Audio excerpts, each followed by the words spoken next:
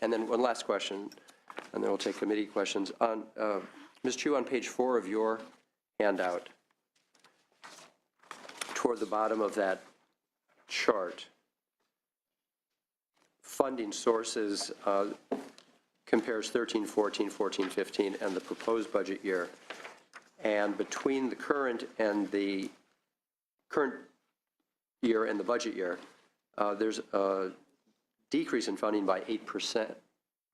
Between the current year and the budget year, right. There's for the CalWorks program, there's an increase, and then... I'm sorry, at the very bottom under funding? Prop 98, Prop 98. That's because the reason there's a decrease in the Prop 98 funding between the current year and the budget year is that there was some one-time money provided last year for facilities and quality improvement grants. So those weren't supporting slots; they were supporting other activities. Those monies were not continued into the budget year. And I'm going to correct myself: is down $8 million, down 1%. Right. That's the answer to my question. Okay. Thank you, Senator Block.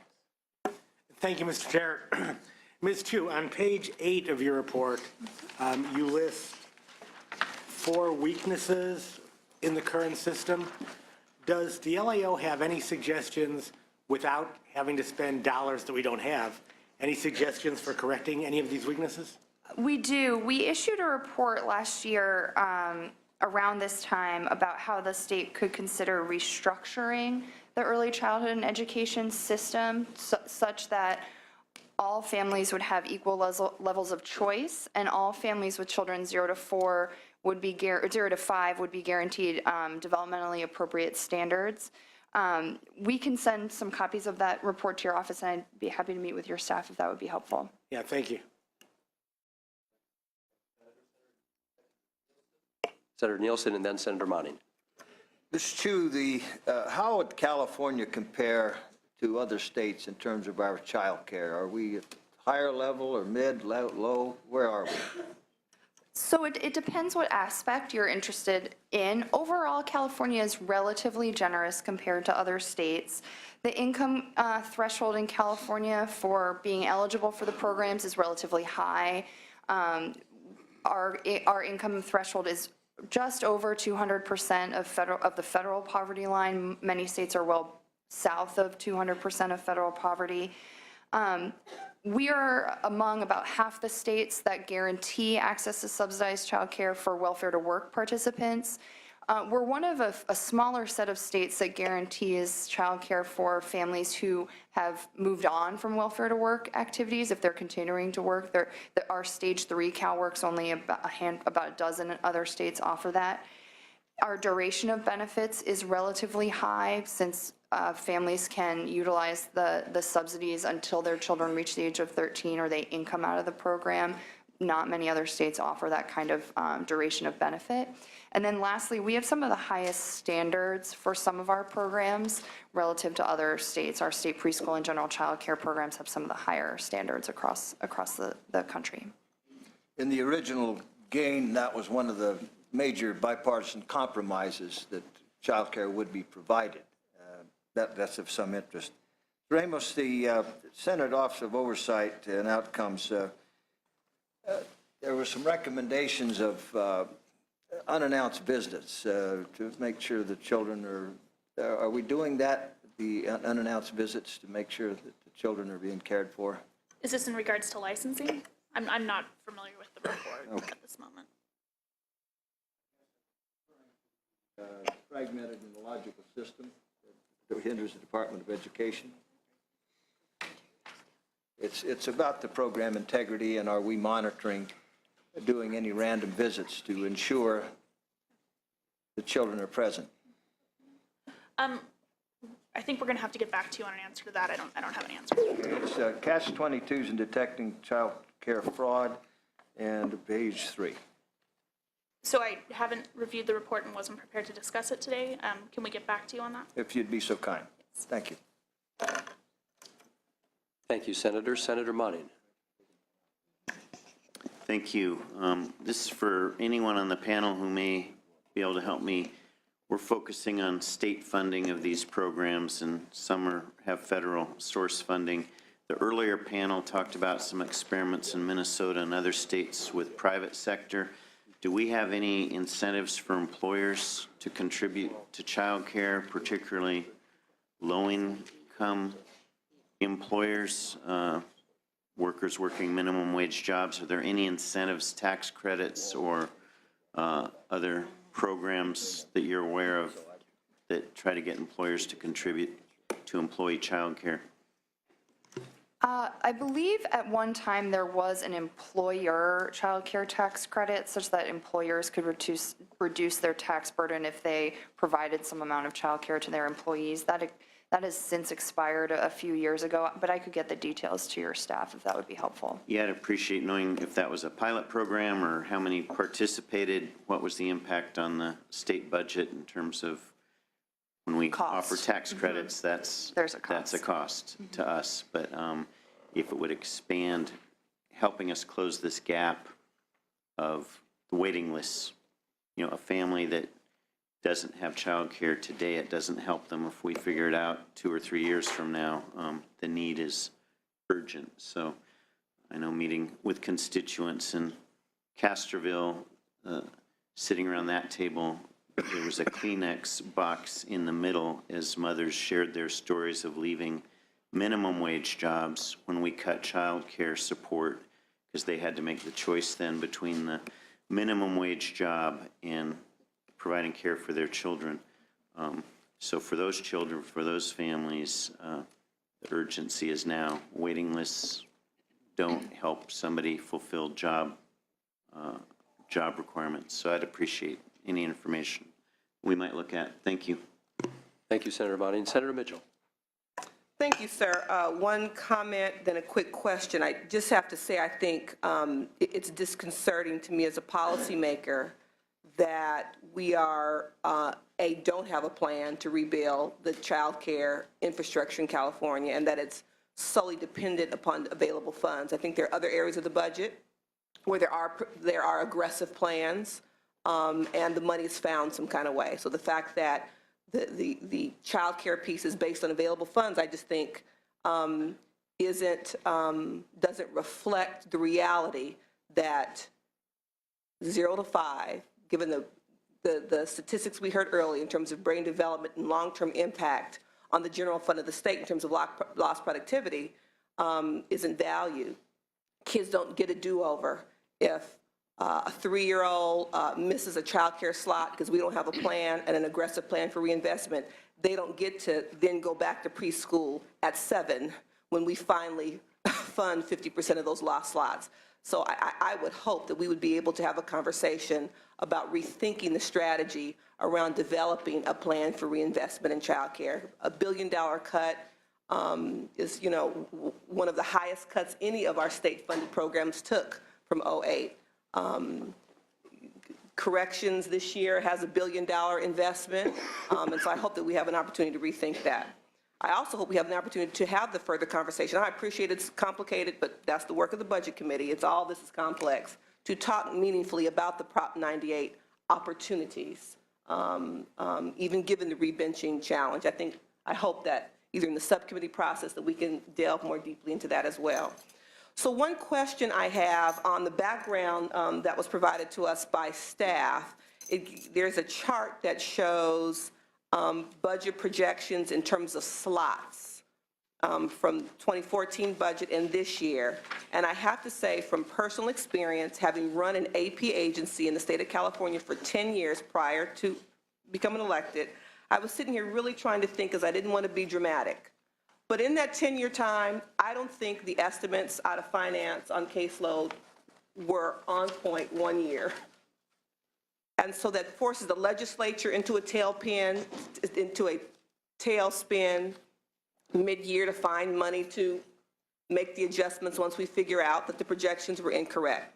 So what troubles me is when I look at projection of 38,000 slots for 2014, a few more for 15 in stage 1, the entitlement program, when I've seen other data that shows that there are 3, 4, 5 times that number of eligible CalWORKs families for stage 1.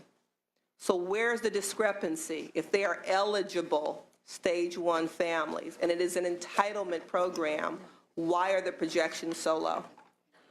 Thank you, Senator. Chris Cook, Department of Finance. Unfortunately, we don't know why families are not engaging in this childcare. They're perfectly eligible. If they're eligible to, if they're participating in welfare to work activities, they would definitely be eligible, like you mentioned. But as to why they're not utilizing that childcare, it's something that we're currently looking into and trying to understand ourselves. And talking to the counties and maybe looking at the policies that we've instituted that have told families, a policy that this body instituted that said, stay home. We know welfare reform said go to work, which was the design. And then we said, well, you know, it might be cheaper if we paid you to stay home and don't go to have your kids in child care. Then a year later, we switched again. Oh, no, go to work. The counties will say, and you've cut our admin and our outreach, and so the workers don't know what set of policies or what all county letter now to direct families. So I think we have to take responsibility for the cumulative impact on policy peaks and valleys. And so I hope that you are aggressively trying to figure that out, because there are families who are eligible who aren't getting it. And then if these are your projections, this is all you fund. If the counties click in, agencies click in and get families enrolled, then the legislature is in the tailspin once again, trying to figure out where to find the money. So your 10% reduction in stage 2 is based on a similar lack of knowing where the families are? Our caseload projections for stage 2 are based on trends that we're seeing in data that's coming in from 2014-15, and then also some of the shifts that we saw in 2013-14 moving forward. We continue to follow those trends. We see a little bit of a difference in what's been happening in the last couple of months, but when we create our projections for the governor's budget, we're looking at data from really the first 3 months of 2014-15. So we're still tracking and seeing, you know, what are we seeing in terms of kids that are coming in, kids that are timing out, and we'll definitely be providing an update on that in the May revision. And I think in all fairness to you, the challenge with that is, once again, does that factor in the 24-month clock and the expectation around early engagement? I mean, if you're looking at trends from a previous year, that may not be relevant based on counties catching up and executing policies, again, that came from finance that we agreed to. Stage 3 is a perfect example. There were years where the legislature, the assembly, would have to dip into their admin savings to fund stage 3 because of inaccurate projections. We run out of money. So I would hope, and I hope on the panels later, some of the agencies who have to deal with the projection yo-yo effect will talk about their perspective of why families aren't enrolling in stage 1 as well, to perhaps shed some light for finance, me, and all of us. I think the projections is a critical issue, so we can do you can do your due diligence, and we as a budget committee can do our due diligence and making sure we're appropriating the appropriate amount of money to get the children who are entitled into care. It's critical. Thank you. Thank you, Senator Mitchell. We are going to thank our second panel for all the information you brought us, for answering our questions, and for following up on the questions that the committee is yet expecting. Thank you. So we're going to get some real-life voices now, moving on to navigating California's child care system. We have Stephanie Reisiger with Parent Voices from Butte County, and Ana Estela Callas, also with Parent Voices from Sonoma County.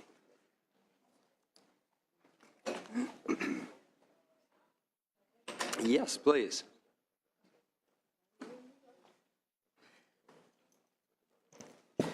Ms. Reisiger, start with you. Okay, good morning. Good morning. Good morning, and thank you for letting me share my story and my success that childcare has given me.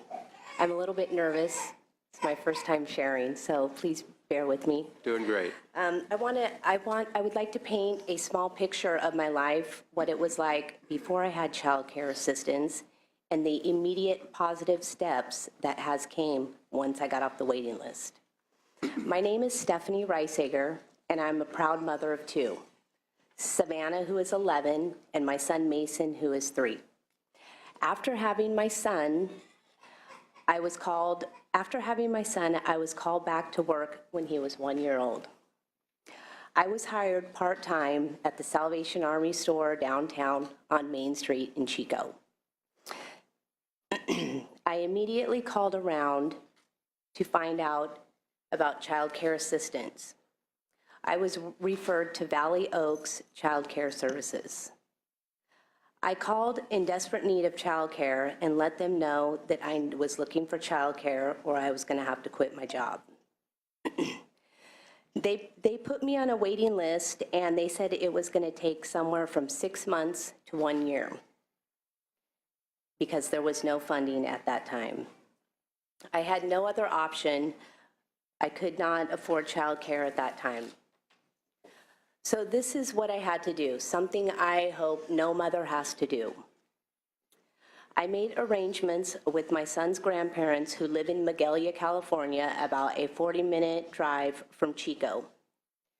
They would pick my son up every Monday morning, and they would have him until Friday.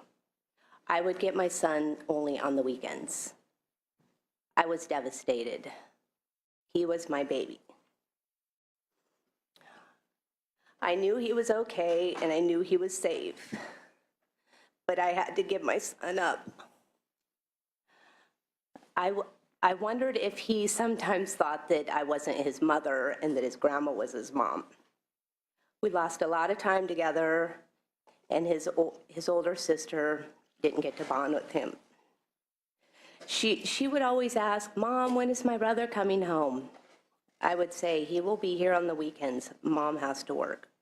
I couldn't afford childcare, and tried to have her understand. It went through my mind many times, should I just quit? I just kept praying and left it in God's hands. Nearly a year later, Valley Oaks Child Services called me. When I got this call, I was so grateful. I was so overwhelmed. It was the happiest day of my life. I called my son and I said, "Son, you're coming home."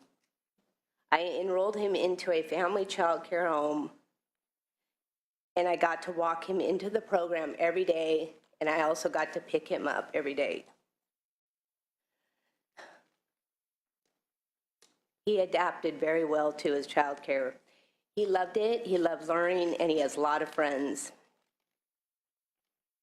And he knows that I'm going to pick him up every day and he gets to come home. Things at my work changed after that. As soon as I told my boss that I had child care, they offered me a full-time position. I was promoted to lead store clerk with full benefits. I didn't have to work any nights anymore. I got to be home with my children at 5 o'clock. So as you can see, everything has changed once I got that call from Valley Oaks Child Services. Child care has assisted me in stability in my family. There are too many parents waiting on the list across the states. Too many families who are sacrificing, and it has to stop. We need you to please invest in child care so that more families can experience the miracle that I have experienced. I am a success story, and there are many other success stories waiting to happen. I am fighting for those families here today, and please support this program, and thank you for letting me share my story. Thank you, Ms. Reisiger. You're very generous with your time to come here and share an important story with us. Thank you. How old is your son today? He's almost 3. He's doing well. Yes, thank Good. you. And your job's going well. Yes. Congratulations. Yes. Thank you. Thank you. And Ms. Cullis. Hi, my name is Anna Cayas.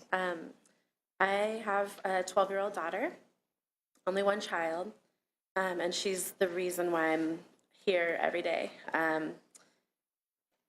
I was raised in Santa Rosa on a low income with very little positive influences around me. Gangs and drugs were everywhere where I lived. It was heavily prevalent. I hardly went to school. I used to ditch school all the time. And I became a teen parent at the age of 17. Me and her father did not work out for, I can go on for days about that, but we worked it out for 6 years, almost 7 years. I continued to go to high school, though, even as a teen parent. And I was able to take my daughter with me to the school. They had a child care service there, on site. I graduated high school on time. I was able to graduate with my class, and it was really exciting. I enrolled in the junior college, my local junior college. That's where I realized I had a passion for advocating for the youth. That was just like how I was. And the teen parents that I went to school with were just those kind of people I wanted to work with. I would go back to the school and talk to them and tell them the importance of going to school, doing it for yourself and doing it for your kids, and for their success and getting out of the poverty that teen parents mostly come from. Going to the JC really opened my eyes to what there's available out there. I really didn't know, the things that you can do. I graduated with my AA and I transferred to Sonoma State University, where I'm currently at right now. I am studying criminal justice. What I want to do with my diploma, I want to go out there and advocate for those youth, just like how I was. I really want to give back to my community and getting them focused on a straight path and getting them off of the streets, out of trouble. It's going to be hard work, but this is something I'm really passionate about. Getting them into programs, not getting them, when they do go to juvenile hall, getting them out, putting them into places that for rehab, rehabilitating them. I really want to be a good role model for my daughters. This is definitely why I'm doing all of this, and for myself. I don't want her to go down the path that I went down, and I strive every day to make sure that she doesn't, experience anything that I experienced. So this is why childcare is so important. Childcare totally is able to shelter her from the things that I went through and the poverty that I went through. In order to do all of this, I'm working 4 on-call jobs in the restaurant industry. So I don't work every single day, but I do have the 4 jobs. And I go to school full time. And I do catering and I work in the restaurant cooking and sometimes waitressing. So it's a big shuffle. And because I have so many jobs and my school schedule is so crazy, my workers always wanting to see what my schedule is like for childcare. So it gets hard because I have to have my employers sign off on the paperwork. And sometimes they don't understand the paperwork, and it's very confusing, and there's some information that they don't really know. It's really difficult, too, for me, because some of them are 45 minutes to an hour away. So when you're going to school, you're working, you have to pick up your daughter. It becomes really difficult. So they have to be filling out paperwork regularly, which they don't really like. They get pretty annoyed. Some of my employers have made degrading comments. They have huffed and puffed and kind of got irritated by the almost like harassment that the worker has to do just to get the information. And my boss is always busy too, and their parents as well, so they don't always have time to call back my caseworker, so it gets difficult, and it really put my job on the line. They could easily hire somebody else that doesn't have the baggage that I come with, which is hard for for me to continue to work like that. With all of this craziness and this crazy schedule, it's really hard to find a childcare provider who's willing to be flexible with working many days at a time or not at all. Since I am on call, that's not a promise that I'm working. I work shifts that go until midnight sometimes. Last night, I was working at work until 12:15, so in the morning, and I came home. I had to pick up my daughter from my childcare provider and then go home. And so it's a long night, and she stayed up waiting for me, it hurt because I wanted her to go to bed for school. So what we're asking here for this committee is we really want to invest in childcare, parent choice childcare specifically, and so that we can choose like a safe location for our child to be in. And also a 12-month eligibility plan for our childcare is like imperative because of all of this, the stress and the time that we have to go through. And our employers, since our jobs are on the line because of all of this, the 12-month eligibility would really help us focus and not have any kind of stress to deal with that. My final message to you today is that childcare is our ticket out of poverty, and I really thank you for having us here.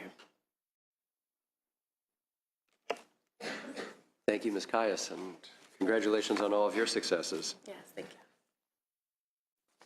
you. So where are you in the CalWorks program? I think I am on stage 2, I believe, or I'm not positive. I haven't been on CalWorks for a few years. So I'm transitioning out and hopefully getting off so I don't ever have to go through the roller coaster of things that you have to go through to get onto CalWorks. And aside from some of the paperwork and the bureaucracy, otherwise, the child care is consistent, dependable, and of quality. Yeah. Good to hear. And keeping my daughter safe. Great. And Ms. Reisiger, you got a referral, I had a referral. and who was that referral? I'm just curious as if they had all the information of any other opportunities there might have been for you while you were waiting. It was Start actually or just, any other? It was through a friend. I did go down to the CalWorks and see what kind of options they had. They referred me to Valley Oaks Child Services, and that's how I got that referral. I wasn't on the CalWorks or anything because I already had a job. They offered me the work-to-work program. Right. I told them I had a job, can you help me out? So I had to just get on the waiting list. And at that time, there was no funding, but I was very persistent. I called every day. I'm sure you did. I did. Are there many child care providers in Butte County or within your area in Butte County? I was only referred to Valley Oaks Child Services. I think there's a First Five also. And I'm not sure if they're combined, but I was on one waiting list Very good. Thank you. for my Questions? eligibility, yeah. All right. Again, you're a busy lady, so we thank you for your day Thank you. Thank you for having us. with us. That is indeed the real world.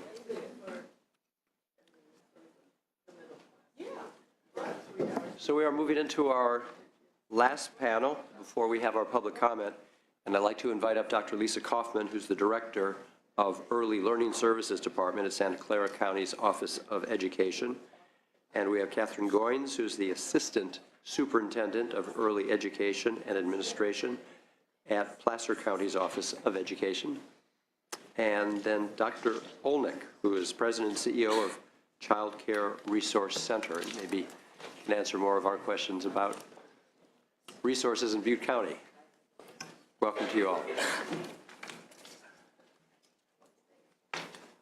Dr. Kaufman. Thank you very much. Good morning, committee members and the general public. My name is Lisa Kaufman. I'm the Director of Early Learning Services at the Santa Clara County Office of Education.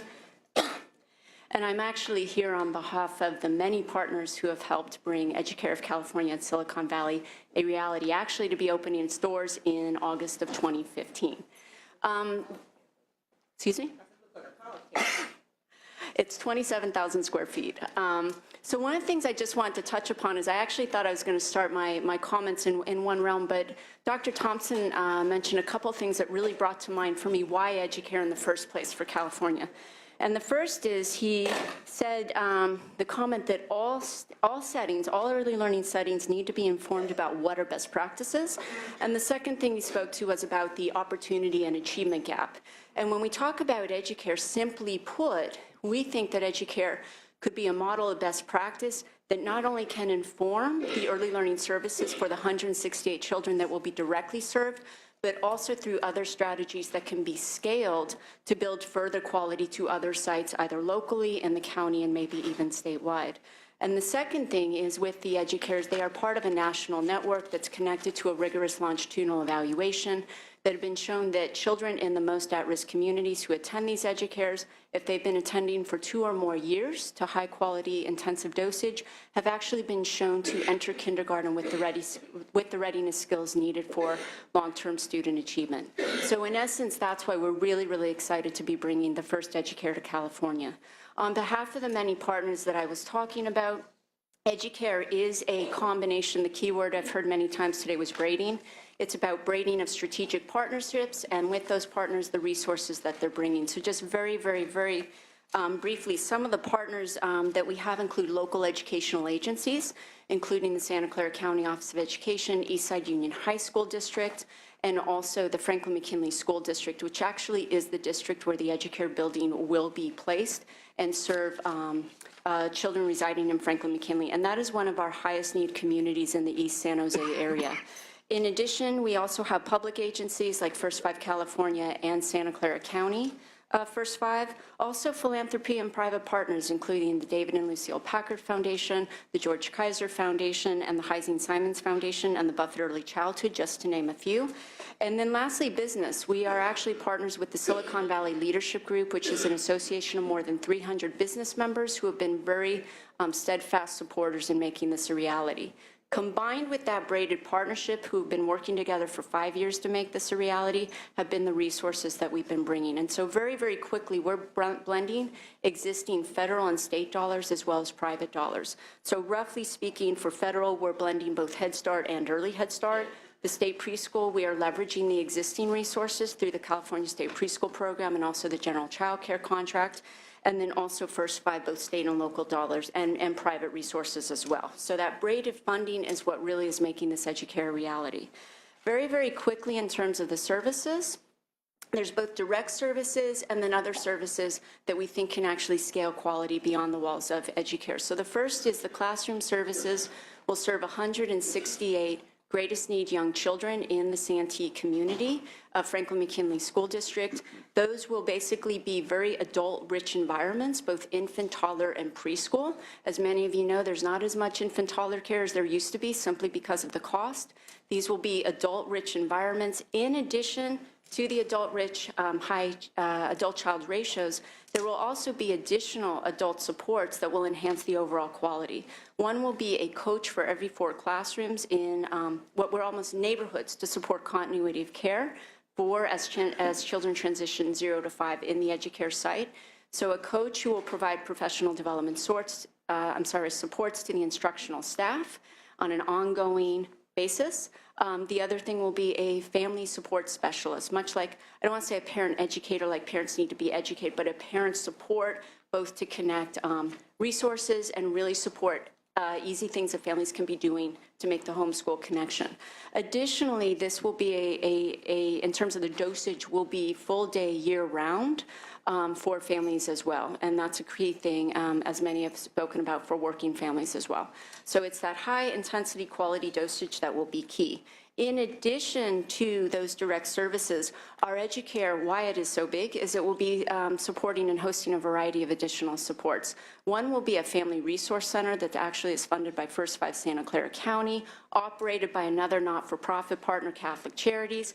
And this family resource center will be providing a variety of supports for families residing, not just those enrolled whose kids are enrolled in the EduCare, but also in the entire Santee community as well. And they can come for enrichment activities like the arts, early literacy, and so forth, but also connections to everything from dental and vision screenings to finding dental and medical homes. So that's one scalable piece. And what we think could be great is the things that we're doing in that EduCare and that Family Resource Center that we're applying there could be leveraged. As many of you know, there's about 1,800 family resource centers in the state of California, that it could be an opportunity to learn some best practices and see what might be scaled to other family resource centers. The other piece that we're offering is the Professional Development Institute. And so what this can be is an opportunity for early educators who don't necessarily work at EduCare to come actually see the classrooms as a best practice, much like a teaching hospital that residents go to when they're in the medical field, but then also attend a professional development or training session so that when they go back to the early learning site in their community, they could replicate some of the best practices that they're seeing. So very, very quickly, those are some of the opportunities that we're offering at this EduCare. One of the great things we're doing is really trying to enhance and leverage the existing state system, braid it with the federal dollars, and then on top of that, impact not just in a high-quality way the services and opportunities for 168 children, but really be able to scale that for other children that are indirectly impacted through the early educators that we hope to train through this EduCare site as well. In terms of other things that we'd like to say is simply we aren't open yet. We'll be open in August and would very much welcome any of you to join us for that grand opening session.